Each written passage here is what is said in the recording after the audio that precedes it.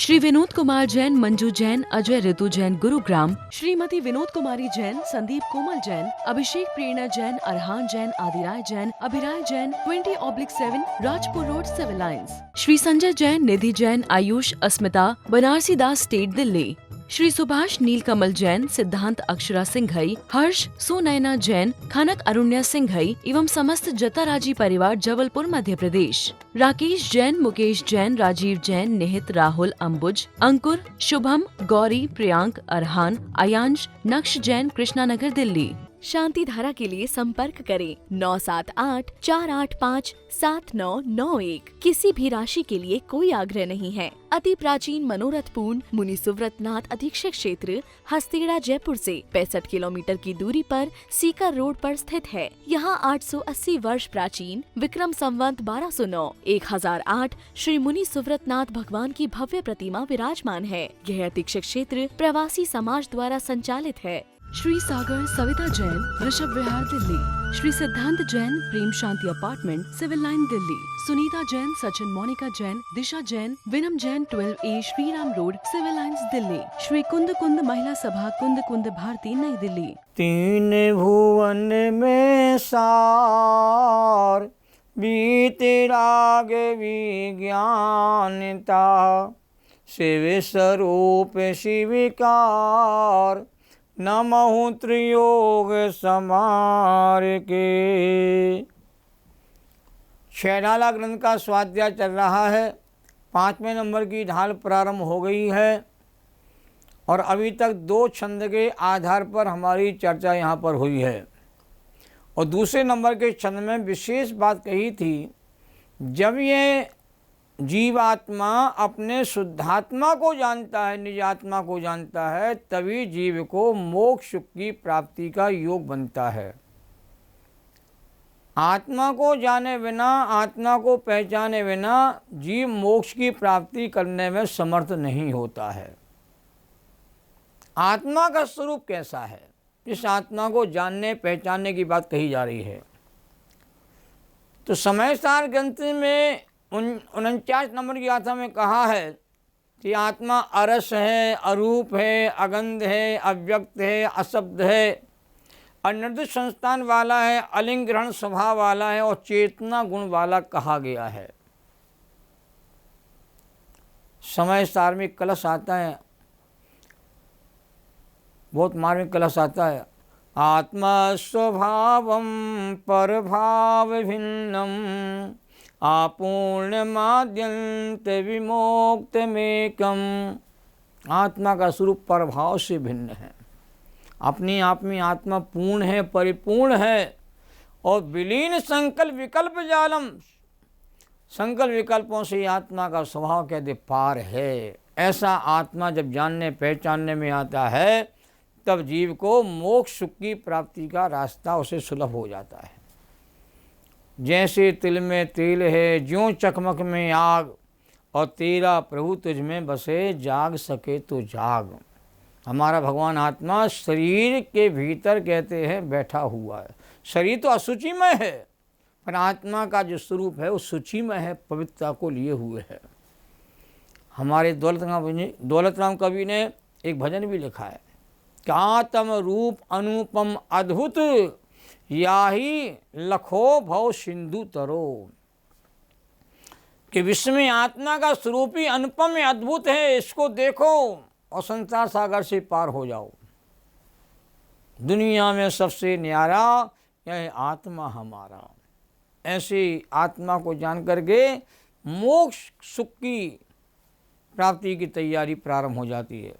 भगवान आत्मा पर्याय में रह के पर्यायों से पार है।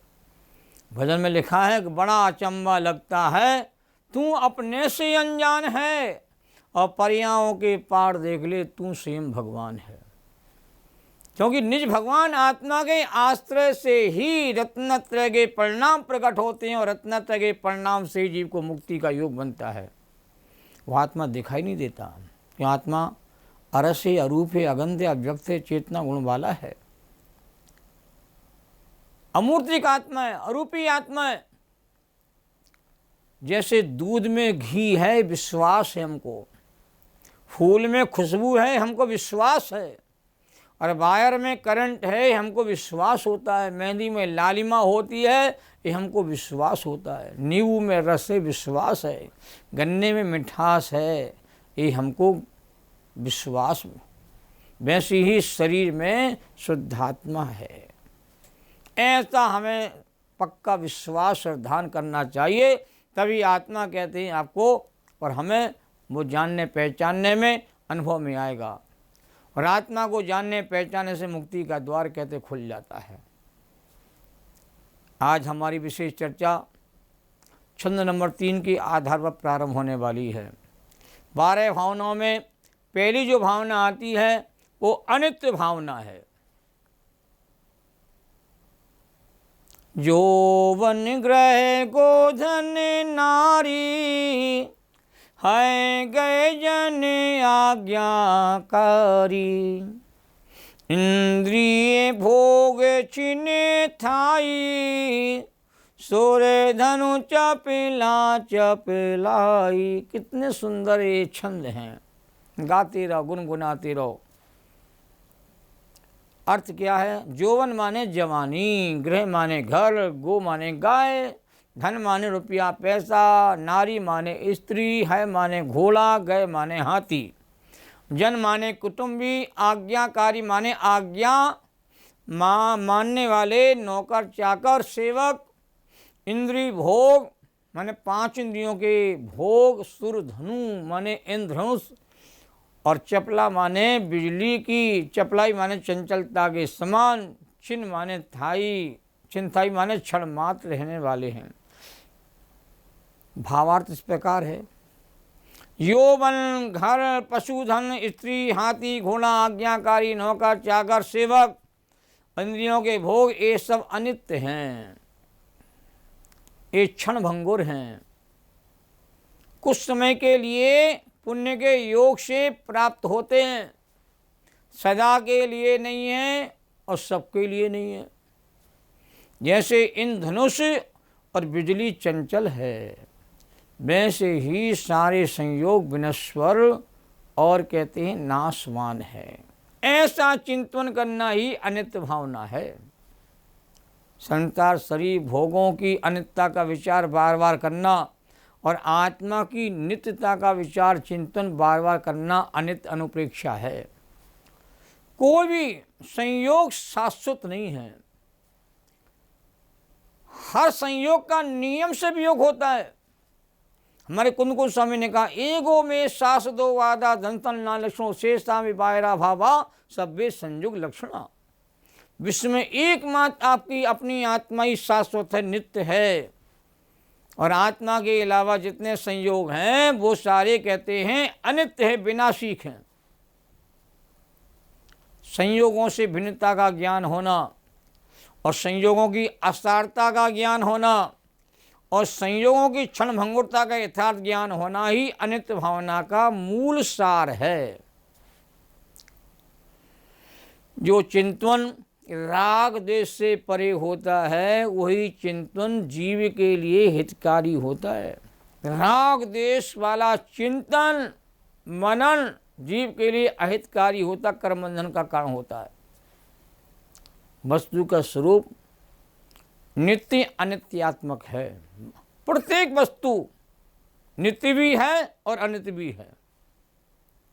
द्रव्यार्थिक नय से वस्तु नित्य है और वही वस्तु पर्यार्थिक नय से कहते अनित्य होती है। और वस्तु नित्य है, दोनों रूप को अपने भीतर के धारण करती है। जगत के सही पदार्थ द्रव्य स्वभाव से नित्य हैं, पर्याय स्वभाव से अनित्य हैं। और द्रव्य स्वभाव पर्याय स्वभाव दोनों सभी वस्तुओं में कहते सदा रहते हैं। अनित्य भावना से संयोगों की असारता और क्षण भंगुरता का ज्ञान बार बार कहते किया जाता है। ये पुण्य का योग जीव को प्राप्त होता है, सदा नहीं रहता है। पुण्य का उदय पाप को उदय में बदल जाता है। संयोगों का आँखों के सामने वियोग हो जाता है, नए संयोग मिल जाते, पुराने संयोग छूट जाते हैं। ये हम सब लोग प्रत्यक्ष देख रहे हैं। परदेशी से प्रीति करोगे तो दुखी होगे, जिन संयोगों से हम प्रीति करते हैं उस संयोग के वियोग होने पर जीव महादुखी होता है। संयोगों में जो ममत्व बुद्धि है वो नहीं होना चाहिए, इष्ट बुद्धि नहीं होना चाहिए। जब संयोगों में ममत्व भाव स्थापित करता है, इष्ट बुद्धि करता है, तो उनके वियोग में जीव को महादुखी होना होता है। और संयोग जिन व्यवस्था पुण्य के योग से आती है और पाप के योग से संयोग जिन व्यवस्था का कहते अभाव हो जाता है। संयोगों के आने जाने में राग द्वेष नहीं करना, ये तो आते जाते रहेंगे, यह पुद्गल की पर्याय हैं। उनकी अनित्यता का क्षण भंगुरता का विचार बार बार करना, ये अनित्य भावना है। अनित्य भावना में शिकायत नहीं होती है। अनित्य भावना वस्तु के स्वरूप का विचार किया जाता है। संयोगों की अनित्यता का विचार और आत्मा की नित्यता का विचार किया जाता है, बार बार विचार किया जाता है। आत्मा का स्वरूप जन्म मरण से रहित है, अनादि अनंत है, अजर अमर अविनाशी है और गुण पर्यायों से सहित है। द्रव्यार्थिक ऐसी आत्मा अपने शाश्वत ज्ञान स्वभाव में सदा रहता है। संसार में कोई भी पदार्थ का संयोग नित्य नहीं है, सदा के लिए नहीं है। एकमात्र ज्ञान स्वरूप आत्मा ही नित्य है। ऐसा चिंतन मनन बार बार करना, यही अनित्य भावना है। स्त्री पुत्र मित्र धन यौवन आदि देखते देखते ही सब विनष्ट हो जाते हैं आंखों के सामने ही। पिता बैठा रहता है और पुत्र का वियोग हो जाता है। सभी संयोग जिन अवस्था संध्या की लालिमा जैसे हैं, पानी में उठने वाले बुलबुले के समान हैं, ये अस्थायी हैं, टिकाऊ नहीं है। इन पर भरोसा नहीं करना और इन्हें अपना भी मत मानना। धन वैभव कुटुंबी जन और भोग विलास के सभी साधन सभी इन धनुष के समान क्षण मात्र में विलय को प्राप्त हो जाते हैं। इनको नित्य और अपना मानना ये बहुत बड़ी भूल है। हमारे मंगतराय कवि ने कहा है, कहाँ गए चक्री जिन जीता भरत खंड सारा, कहाँ गए रावण लक्ष्मण जिन रावण मारा। कहाँ किशन रुक्मणी सद्भामा और संपद सगरी, कहाँ गए रंग महल सुवर्ण की नगरी। नहीं रहे वह लोभी कौरव जूझ मरे रन में, गए राज तज पांडव वन में, अग्नि लगी तन में। और मोह नींद से उठे चेतन तुझे जगावन को, हो दयाल उपदेश करे गुरु बारे भवन। पूरे जीवन का सार इसे छंद में कहते हैं, कवि ने कहते हैं भर दिया है। भूदादा जी ने अनित्य भावना के अंतर्गत लिखा है कि मृत्यु तो निश्चित है, पर्याय से कोई अमर नहीं होता है। ध्रुवता कभी मरती नहीं, पर्याय न अमर है। और जान लो चेतन भैया 2 दिन का सफ़र है।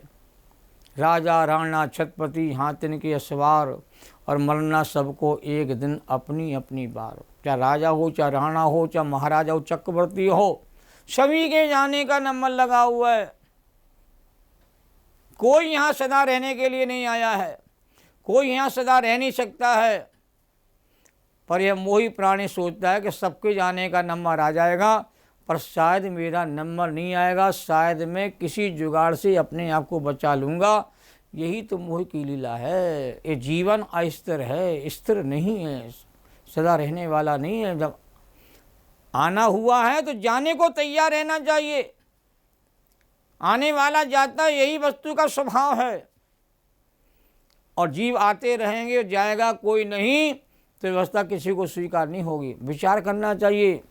भोर की स्वर्णिम छटा समय क्षण के सब संयोग हैं, पद्म पत्रों पर पड़े जल बिंदु सम सब भोग हैं।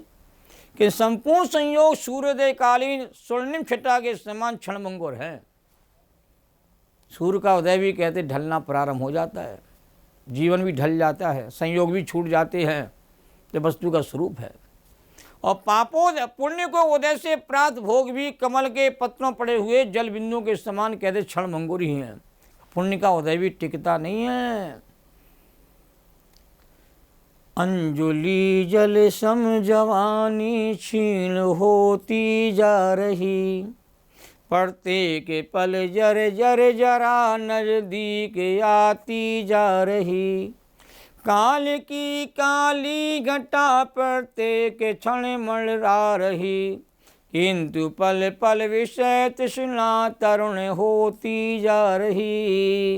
इंद्रियां शिथिल हो जाती, शरीर शिथिल हो जाता है, पर तृष्णा का भाव कहते हैं जवान होता रहता है। ये जीवन की ऐसी विचित्र दशा मोह के कारण से होती है।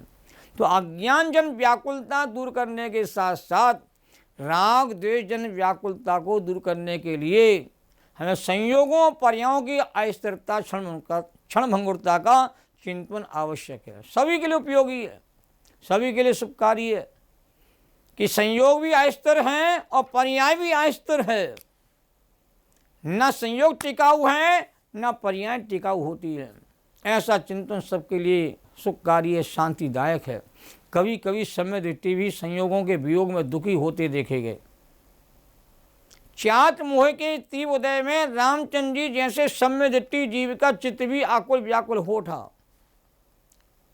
लक्ष्मण की मृतदेह को 6 महीने तक ढोते रहे अपने कंधे पर, और सीता के वियोग में पशु पक्षियों से समाचार पूछते रहे। यह जो आकुलता थी राग जन्य थी, अज्ञान जन्य नहीं थी। गौतम बुद्ध के पास एक महिला जाती, मेरे पुत्र को जीवित कर दो। गौतम बुद्ध ने कहा, उस घर से 5 सरसों के दाने लेके आना जिस घर से किसी का मरण ना हुआ हो। वह गली गली में, मोहल्ले में, गांव गांव घूमती है, पर कोई 5 सरसों के दाने को देने को तैयार नहीं। समझ में आ गया कि संसार तो असार है, परिवर्तनशील है। जो यहाँ आता है चला जाता है। जब ज्ञान जाग जाता है तो दुख भाग जाता है। स्वभाव ही एक ऐसी वस्तु होती है जो सदाकाल रहती है, और जितने संयोग होते हैं वो नियम से कहते हैं वियोग को प्राप्त हो ही जाते हैं। इसलिए शरीर को बनाने की जो प्रक्रिया है, टिकाने की प्रक्रिया है, वो जीव के लिए हितकारी मंगलकारी नहीं है। कहा है क्या तन मानता, तन की सेवन लगा रहता है। क्या तन मांझना रे एक दिन माटी में मिल जाना, इस तन के हैं 9 दरवाजे, ना सांकल ना ताला, खुले हुए पिंजरे में रहता पंछी उड़ने वाला। क्या तन मांझना रे एक दिन माटी में मिल जाना। न संयोग रहते हैं, न शरीर रहता है, न भोग विलास, सब अभाव को प्राप्त हो जाते हैं। एकमात्र आपकी आत्मा ही नित्य रहती है। उसी की शरण में जो चला जाता है उसका जीवन कहते सुखमय हो जाता है। तो अनित्य पदार्थों का आश्रय मत लो और उनके प्रति ममता बुद्धि मत करो। यही जीवन का सार है। इस सार को हम ग्रहण करें और अपने जीवन को सफल बनाएं। इसी भावना के साथ आज की चर्चा को यहाँ पूर्ण करते हैं।